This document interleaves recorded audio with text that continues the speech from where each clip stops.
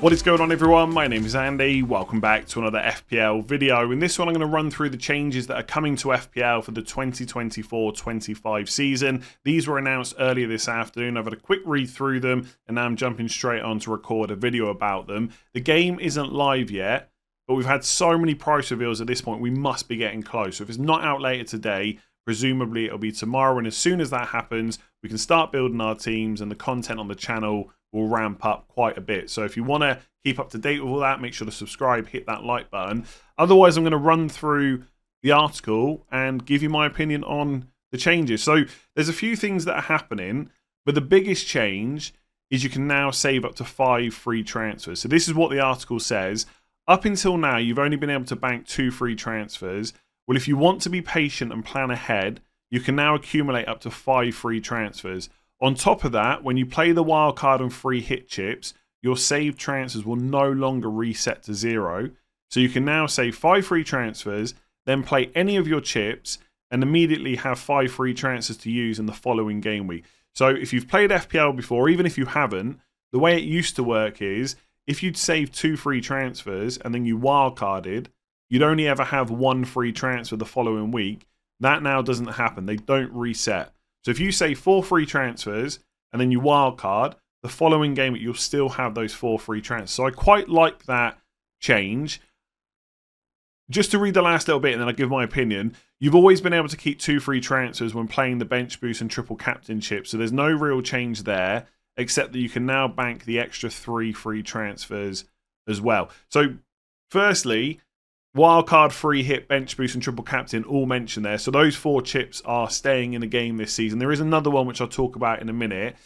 I think overall, this is a positive. It gives you a new way to play. If you want to be even more patient, you can do that. And we've all been in a position where we're really happy with our squad. We've planned well. And it could be off the back of a wildcard. It could be based off your game week 1 squad.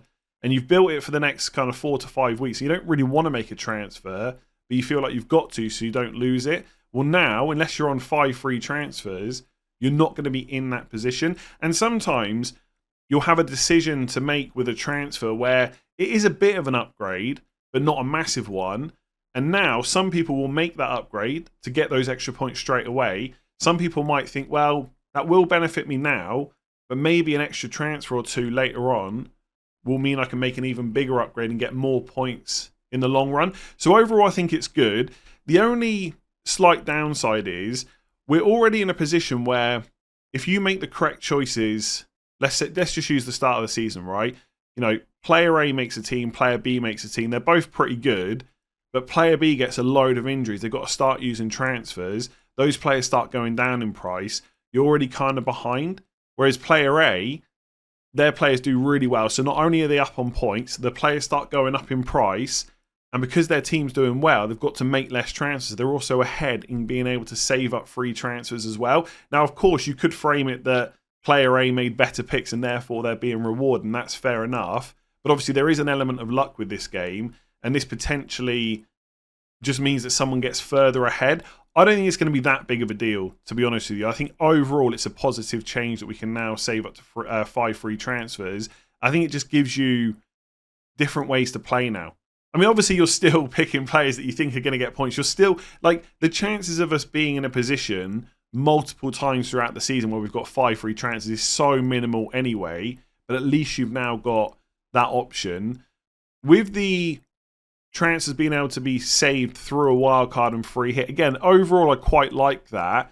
But you are in a position where, I don't know, let's say game weeks 1 to 5 go amazing for you, and then you want to use a wildcard to focus on some fixtures that are changing for certain teams. Again, you're already ahead, and then you get to keep your 5 free transfers after that wild card.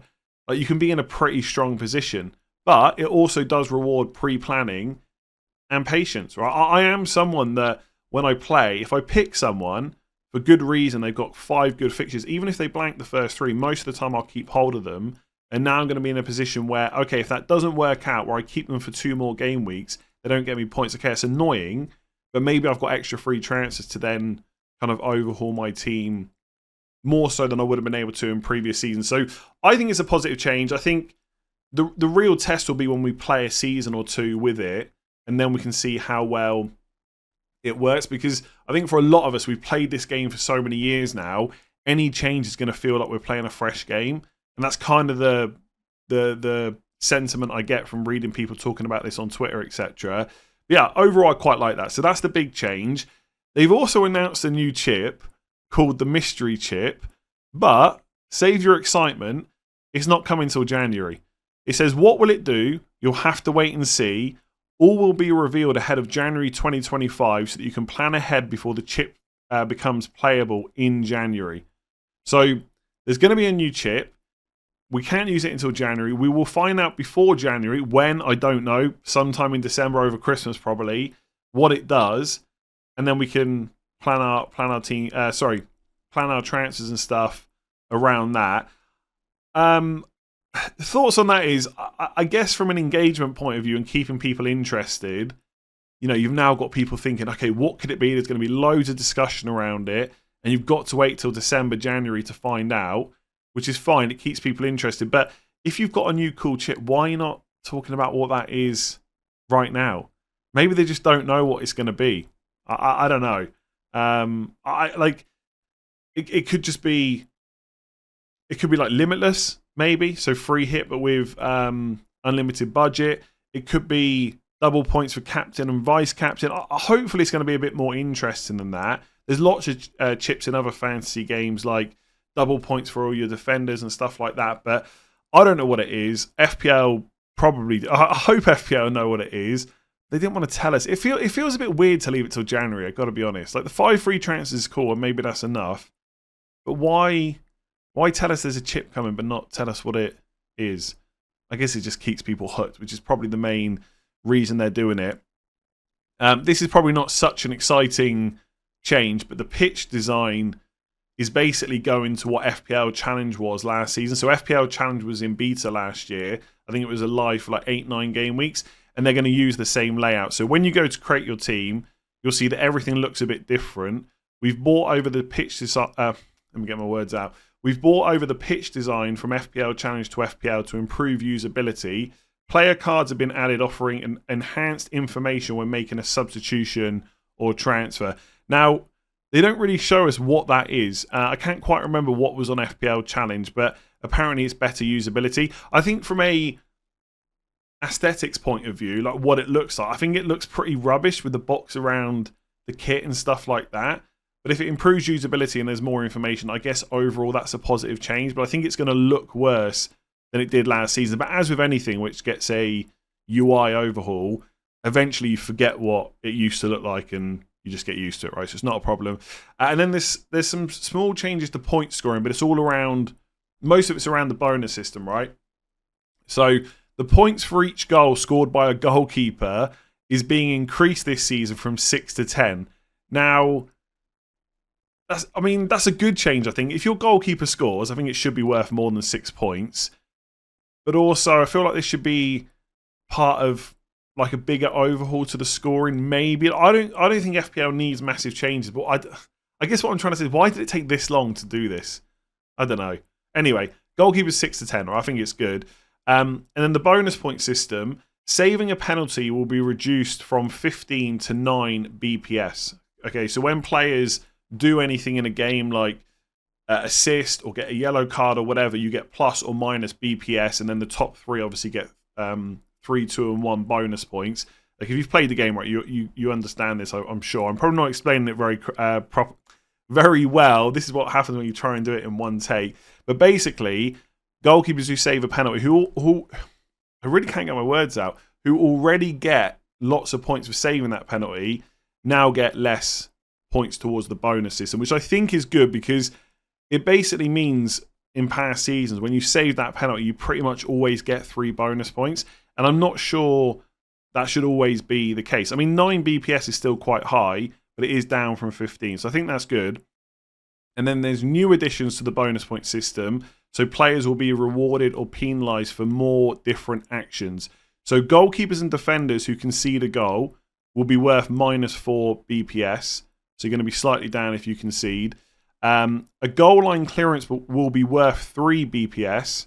So, you clear the ball off the line. That's a positive, which it should be. I don't think that happens very often, but if it does, your player's going to do pretty well out of it. A foul 1 will be worth 1 BPS. So I guess like the first player that comes to mind there is like Jack Grealish. Like if he gets more minutes under Pep this season, obviously he can get goals and assists, etc. I mean more minutes versus last season, of course. You know, he's going to win a few fouls, and that's going to help him with the bonus. Because right now, a lot of players that do well from an attacking sense are those that create lots of chances. Like a Bruno Fernandes or an Odegaard, they always do well on the bonus as soon as they get any kind of attack and return.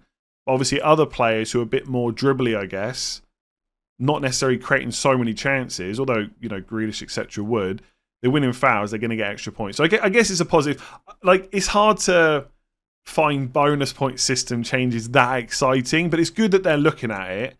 And maybe into next season, this will change again, possibly. So a foul 1 will be worth 1 BPS, and then a shot on target will be worth 2 BPS. Now, I think that is good because shots off target are penalised, and lots of people have said in the past they don't think that's correct. I don't strongly disagree with it because, again, it's just the bonus point system. But if a player's taking lots of pot shots and they're always off target, it's not really helping the team. So actually taking points away from that player for bonus is probably okay, I think. But I like this now that a shot on target gives you positive points. So if you've got a player that's taking lots of shots and they are on target, they're troubling the goalkeeper, they're now going to be rewarded for that. And that could see forwards in particular do a little bit better. For what it's worth, I don't think the changes to the bonus are going to massively revolutionise how we pick players. There's nothing like ball recoveries that have been introduced, which, to be honest with you, I don't really want anyway. But there are some changes. They are thinking about the scoring, and maybe they'll keep updating that over the next few seasons. I don't think we're going to see anything else for this season. I think if there's anything like ball recoveries or defensive midfielders being better, we would have heard about it now. There's no reason for them to delay that.